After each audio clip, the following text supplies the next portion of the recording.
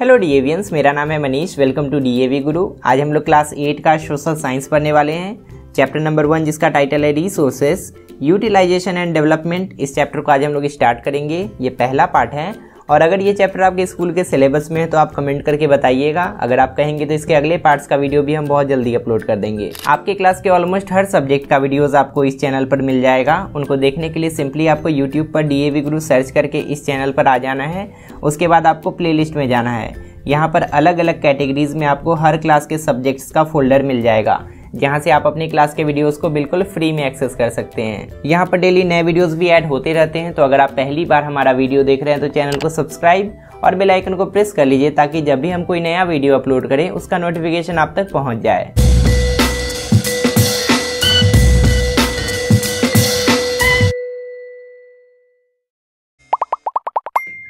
ये चैप्टर काफ़ी ज़्यादा लंबा है, इसमें हमें बहुत सारे टॉपिक्स कवर करने हैं, इसीलिए यहाँ पर ब्रेन मैपिंग बहुत ज़्यादा इंपॉर्टेंट हो जाता है। सबसे पहले तो इस चैप्टर में हमें इंट्रोडक्शन देखना है चैप्टर का, जहाँ पर हमें इस चैप्टर में जितना भी बेसिक टर्म यूज होने वाला है उसका डेफिनेशन हम लोग देखेंगे। उसके बाद यूटिलाइजेशन ऑफ रिसोर्सेज क्या होता है उसके बारे में पढ़ेंगे। क्लासिफिकेशन ऑफ रिसोर्सेज क्या होता है, उसको कितने कैटेगरीज में क्लासीफाई किया गया है, डिटेल में हमें पढ़ना है। और उसके बाद सबसे अंतिम में इस चैप्टर में हमें पढ़ना है सस्टेनेबल डेवलपमेंट एंड कंजर्वेशन। ये दोनों टर्म कितना इंपॉर्टेंट है हमारे लिए, सबसे लास्ट में हम लोग देखेंगे। इस चैप्टर के टाइटल में ही एक वर्ड है जो कि है रिसोर्सेस। सबसे पहले तो हमें ये समझना पड़ेगा कि आखिर ये रिसोर्सेस होता क्या है, उसी के बारे में यहाँ पर हम लोग को बताया गया है। Nature has bestowed upon our mother earth with large variety of rocks, soil, minerals, vegetation, animal etc. हमारी धरती पर अलग अलग तरह के पत्थर, मिट्टी, खनिज, पेड़ पौधे और जानवर पाए जाते हैं, और ये सब हमारे नेचर ने हमारी धरती को दिया है। ये सब चीज़ जो हमें नेचर से गिफ्ट के रूप में मिला है, इसको हम लोग यूज़ करते हैं अपने डेली लाइफ के नीड्स को फुलफिल करने के लिए। फॉर एग्जाम्पल, हमें एयर चाहिए होता है सांस लेने के लिए, हमें वाटर भी चाहिए होता है पीने के लिए, और हमें फूड भी चाहिए होता है खाने के लिए।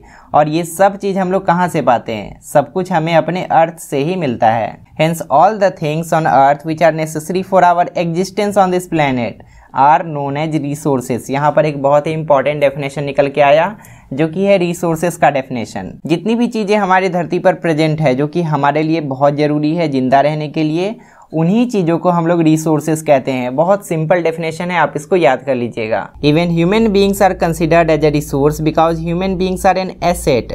अगर हम लोग अपनी बात करें, ह्यूमन बींग्स की बात करें, तो हम लोग भी धरती के लिए एक बहुत ही इंपॉर्टेंट एसेट है। हम लोग भी धरती के लिए एक बहुत ही इंपॉर्टेंट रिसोर्स हैं। ऐसा क्यों? It is only with the help of human skill that other resources can be developed. अगर ह्यूमन धरती पर नहीं रहेगा ना, तो बाकी के जितने भी रिसोर्स हमारी धरती पर हैं उसका ना तो डेवलपमेंट हो पाएगा और ना ही उसका यूज हो पाएगा। फॉर एग्जाम्पल, अगर हम लोग कोल की बात करें तो आपको पता होगा कि कोयला धरती के अंदर पाया जाता है, और अगर धरती पर ह्यूमन ही नहीं होगा तो इस कोयले को निकाल ही नहीं पाएगा कोई, और जब कोई निकाल ही नहीं पाएगा तो इसका डेवलपमेंट भी नहीं हो पाएगा और इसका यूज भी नहीं हो पाएगा। अब तक हम लोग जितना कुछ पढ़े उसमें ये वाला लाइन को आप हाईलाइट कर लीजिएगा, इंपॉर्टेंट है, क्योंकि इसमें आपको रिसोर्सेज का डेफिनेशन दिया गया है। रिसोर्सेज को डिफाइन करने के लिए आप इतना लिख सकते हैं। Human needs and wants are neither uniform in all parts of the world nor static over the years. इंसान की जो ज़रूरत होती है ना, वो पूरी दुनिया में एक जैसी नहीं होती है। अगर आप किसी दूसरे देश में चले जाएंगे ना, तो वहाँ के लोगों का जो नीड्स होगा आपके नीड से बिल्कुल अलग होगा। उसी तरह से टाइम के साथ भी ह्यूमन का जो नीड होता है वो बदलता है। जैसे जैसे समय बीतता है, इंसान का जो नीड होता है वो चेंज होते रहता है। They generally grow and become complex with the process of change in the society. जैसे जैसे समाज में बदलाव आता है, वैसे वैसे इंसान का जो नीड होता है ना, वो भी बढ़ते जाता है, और उनका जो नीड है वो और भी ज़्यादा कॉम्प्लेक्स होते जाता है। इसको और बेहतर तरीके से समझने के लिए यहाँ पर एग्जाम्पल भी दिया गया है। अगर हम लोग एंशियंट टाइम की बात करें, बहुत पुराने समय की बात करें, तो उस समय के जो लोग थे ना, वो सिर्फ अपने बेसिक नीड्स को ही फुलफिल करने पर फोकस करते थे। जैसे कि खाने के लिए भोजन हो गया, पहनने के लिए कपड़ा हो गया, रहने के लिए घर हो गया, और ये सब उनको मिलता था नेचुरल एनवायरनमेंट से। इवन टुडे अगर हम लोग आज की भी बात करें, तो पिग्मीज जो कि अफ्रीका में रहने वाली एक जनजाति है, वो आज भी खाने के लिए प्लांट्स, रूट्स, फ्लावर्स, फ्रूट और एनिमल्स का यूज़ करते हैं, एनिमल्स को हंट करते हैं और उसको मारकर खाते हैं। लेकिन अगर हम लोग एडवांस सोसाइटीज़ की बात करें जो कि डेवलप हो चुके हैं, जैसे कि हम लोग, हमारा ज़्यादातर फोकस होता है यूटिलाइजेशन ऑफ रिसोर्सेज पर। हमारा बेसिक नीड तो फुलफिल हो ही जाता है, जो कि है फूड, शेल्टर और क्लोथ। लेकिन उसके अलावा हमारी धरती पर जितने सारे रिसोर्सेज हैं ना, उसको भी हम लोग यूज़ करके उससे कैसे अपने दूसरे नीड्स को फुलफिल कर सकते हैं, इस पर हमारा ज़्यादातर फोकस रहता है। अब चलिए हमारे दूसरे टॉपिक पर आते हैं, जो कि है यूटिलाइजेशन ऑफ रिसोर्सेस। मतलब जितने भी रिसोर्स हमारे धरती पर प्रेजेंट है उसको यूज़ हम लोग कैसे कर सकते हैं, उसी के बारे में यहाँ पर हम लोग को डिटेल में पढ़ना है। Resources become usable when they are processed. जितने भी रिसोर्स हमारे धरती पर हैं उसको पहले प्रोसेस किया जाता है, उसको यूज़ करने लायक बनाया जाता है, तभी हम लोग उसको यूज़ कर पाते हैं। फॉर एग्जाम्पल अगर हम लोग कॉटन की बात करें, कॉटन एक रिसोर्स है हमारे लिए।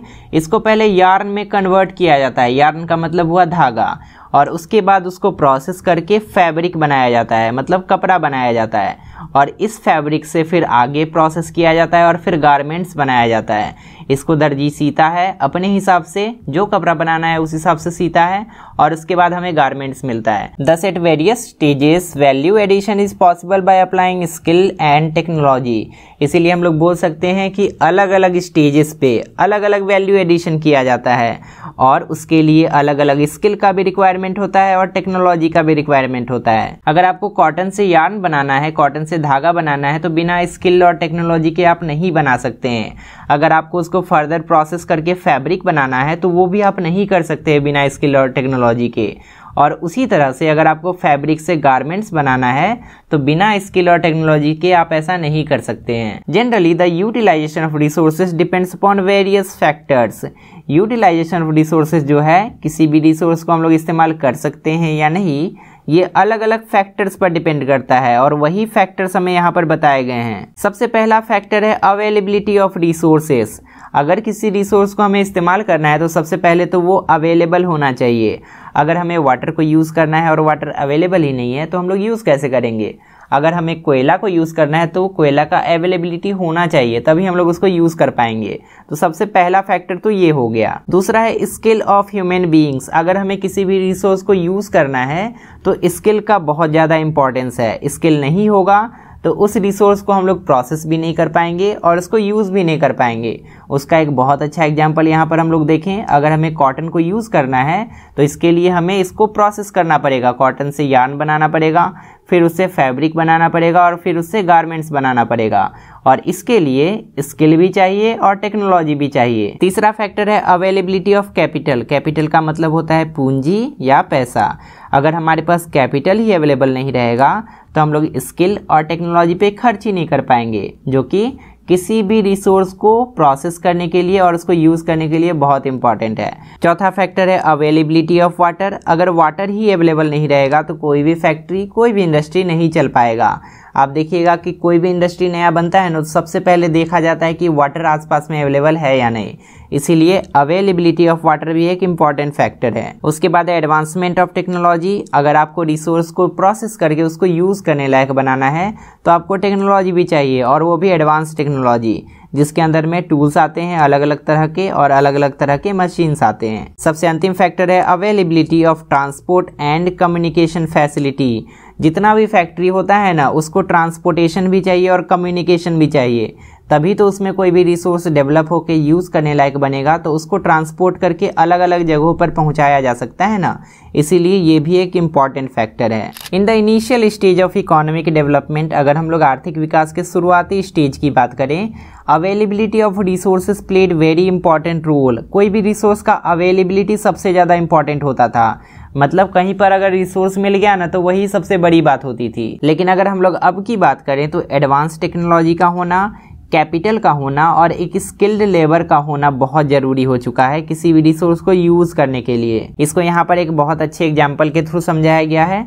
अगर हम लोग यूएसए की बात करें तो यूएसए को हम लोग डेवलप्ड कंट्री बोलते हैं, क्योंकि वो डेवलप हो चुका है। यूएसए एक इकोनॉमिकली सेल्फ सफिशिएंट कंट्री है, मतलब इसको पैसे के लिए किसी दूसरे कंट्री पे आश्रित नहीं होना पड़ता है। अपने आप पर ये डिपेंडेंट है और ये टेक्नोलॉजिकली एडवांस्ड भी है, इसके पास एडवांस टेक्नोलॉजी भी है। लेकिन अगर हम लोग इंडिया की बात करें तो इंडिया जो है ना अभी भी डेवलपिंग स्टेज पर है। इंडिया जो है एक डेवलपिंग कंट्री है। यहाँ पर समझने वाली बात ये है कि जितना रिसोर्स यूएसए में है ना उतना ही रिसोर्स लगभग इंडिया में भी है, लेकिन फिर भी इंडिया पीछे है और यूएसए आगे है। ऐसा कैसे हो गया? इसका रीज़न सबसे बड़ा ये है कि इंडिया में टेक्नोलॉजी नहीं है उतना अच्छा, इंडिया में कैपिटल नहीं है प्रेजेंट, लोगों के पास पैसा नहीं है और इंडिया में स्किल्ड लेबर नहीं है। इसके कारण से ही इंडिया आज भी डेवलपिंग कंट्री है और जो यूएसए है वो डेवलप हो चुका है। इसका मतलब ये हुआ कि रिसोर्सेज जो है वो किसी भी कंट्री के डेवलपमेंट के लिए बहुत ज़रूरी है। अगर किसी कंट्री के पास अच्छा खासा रिसोर्सेज हैं तो वो धीरे धीरे डेवलप हो ही जाएगा, जैसे कि इंडिया डेवलप हो रहा है। लेकिन सिर्फ रिसोर्सेज के प्रेजेंट होने से ऐसा नहीं है कि डेवलपमेंट हो ही जाएगा। इसके अलावा भी बहुत सारे फैक्टर हैं जो कि बहुत इंपॉर्टेंट रोल प्ले करते हैं और वो फैक्टर्स क्या क्या हैं ऑलरेडी हम लोग पढ़ चुके हैं। एडवांस टेक्नोलॉजी भी होना चाहिए, कैपिटल भी होना चाहिए उस कंट्री के पास और स्किल्ड लेबर भी होना चाहिए, तभी वो कंट्री डेवलप हो पाता है। इस लाइन को हाईलाइट कर लीजिएगा, इंपॉर्टेंट है। अगर आपसे एग्जाम में क्वेश्चन पूछा जाता है कि रिसोर्सेज के अलावा और कौन कौन से फैक्टर्स हैं जो कि किसी कंट्री के डेवलप होने में मददगार हैं, तो आपको इस वाले लाइन को लिखना पड़ेगा। हमारा अगला टॉपिक है क्लासिफिकेशन ऑफ रिसोर्सेज। हमारी धरती पर जितने भी रिसोर्स हैं उसको अलग अलग कैटेगरी में हम लोग क्लासीफाई करेंगे ताकि उसके बारे में और बेहतर तरीके से हम लोग जान सकें। रिसोर्सेज को हम लोग 4 बेसिस पे क्लासीफाई कर सकते हैं। पहला है रिन्यूएबिलिटी, दूसरा है ऑरिजिन, तीसरा है अकरेंस और चौथा है डेवलपमेंट। रिन्यूएबिलिटी का मतलब हुआ कि रिसोर्स को यूज करने के बाद क्या वो अपने से फिर से रिन्यू हो जाता है या नहीं। इस बेसिस पर हम लोग बोल सकते हैं कि रिसोर्सेज 2 तरह के होते हैं, एक है रिन्यूएबल और एक है नॉन रिन्यूएबल। इन दोनों के बारे में डिटेल में हम लोग को पढ़ना है। दूसरा है ऑरिजिन, मतलब रिसोर्स कहाँ से हम लोग को प्राप्त होता है। 2 टाइप का रिसोर्स हो सकता है इस बेसिस पे, एक है बायोटिक और एबायोटिक। इन दोनों के बारे में भी हम लोग को अलग अलग डिटेल में पढ़ना है। उसके बाद अकरेंस के बेसिस पे हम लोग रिसोर्सेज को 2 कैटेगरी में डिवाइड कर सकते हैं। रिसोर्सेज या तो नेचुरल हो सकता है, प्रकृति में अपने आप बना हो सकता है, या तो मैन मेड हो सकता है, मतलब इंसान भी रिसोर्स को बना सकता है। चौथा है डेवलपमेंट के बेसिस पे, तो इसके बेसिस पे भी हम लोग 2 कैटेगरी में इसको डिवाइड कर सकते हैं। पहला है पोटेंशियल रिसोर्सेस और दूसरा है एक्चुअल रिसोर्सेस। आज के क्लास में इतना ही रखते हैं। इसके आगे का जो पोर्शन है उसको हम लोग सेकंड पार्ट में पढ़ लेंगे। अगर आपको इसका सेकंड पार्ट भी चाहिए तो आप कमेंट करके बताइएगा। अगर आप कहेंगे तो हम उसको भी बहुत जल्दी अपलोड कर देंगे। चैनल को आपने सब्सक्राइब नहीं किया है तो चैनल को सब्सक्राइब कीजिए, बेल आइकन को प्रेस कीजिए, वीडियो को लाइक कीजिए और इन सब के बदले में हम आपकी पढ़ाई को और भी ईजी और इंटरेस्टिंग बनाते रहेंगे। अब तक सोशल साइंस के जितने सारे चैप्टर्स को मैंने कंप्लीट करवा दिया है, उनके वीडियोस को देखने के लिए लेफ्ट साइड में क्लिक कीजिए और इसके बाद वाले क्लास का वीडियो देखने के लिए राइट साइड में क्लिक कीजिए। फिलहाल इस वीडियो में इतना ही, मिलते हैं अगले क्लास में बहुत सारे नए टॉपिक्स के साथ। तब तक के लिए अपना ध्यान रखिए और अच्छे से पढ़ाई करते रहिए।